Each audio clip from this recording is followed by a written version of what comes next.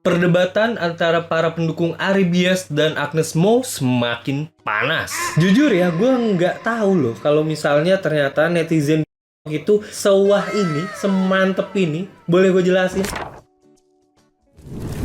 Jadi sebetulnya gue memang baru kali ini gue fokus main gue ngonten di gitu kan. Dulu-dulu boro-boro, jangankan gue ngonten, gue nge-scroll aja hampir nggak pernah. Terus ya udah, gue udah upload ada 3 video yang terkait dengan kasusnya Ari Bias dan juga Agnes Mo. Memang di 3 video itu gue sedang mengutarakan pendapat gue terkait dengan apa sih yang menurut gue menjadi kesalahan-kesalahan dari Agnes Mo. Cuma bukan berarti gue membela Ari Bias, karena toh ujung-ujungnya gue pun akan membahas mengenai kesalahan-kesalahan yang menurut gue dilakukan oleh pihaknya Ari Bias. Bahkan kesalahan yang menurut gue ada di dalam putusan. Jadi gue nggak bela siapa-siapa. Cuma gue ngeri banget, gue jujur aja ya. Perdebatan yang terjadi di kolom komentar video-video gue tuh, wah mantep banget. Saling serang antara pendukung gitu kan. Gue, wah oke lah. Tapi kalau misalnya sebatas saling adu argumen dan lain sebagainya, gue masih mantep lah ini. Karena balik lagi, berpendapat adalah hak asasi manusia yang dilindungi oleh Undang-Undang Dasar. Cuma kok bisa-bisanya sampai menghina, mencela dan lain sebagainya. Gue salah satu korban. Udah mah gue dibilang dukung Ari Bias, dibilang gak cerdas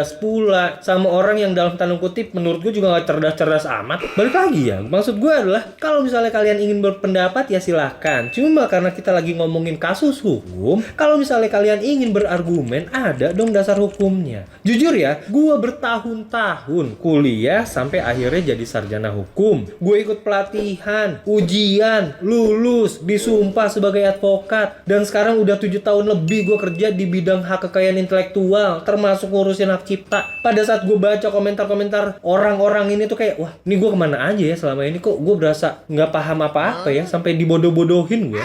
Jujur ya, gue nggak tahu apakah memang orang ini lebih berpengalaman dari gue kah, lebih paham terkait dengan hukum dan hak kekayaan intelektual dibanding gue kah, atau apa, gue nggak tahu. Salah satu contoh yang paling sering dibahas adalah terkait dengan kewajiban. Contoh, penyelenggara adalah yang memiliki kewajiban untuk membayar royalti. Pertanyaan gue, di pasal mana ada kewajiban pembayaran royalti? Apalagi kewajibannya ada di tangan penyelenggara. Tolong tunjukkan sama gue aturan yang menyatakan bahwa itu adalah kewajiban. Karena kalau misalnya nggak ada kata wajib di dalam aturannya, ya nggak wajib, nggak ada kewajiban di situ. Nah, terkait dengan penggunaan istilah-istilah ini, wajib, dapat, harus, dan lain sebagainya, akan gue bahas lebih lengkap di video selanjutnya.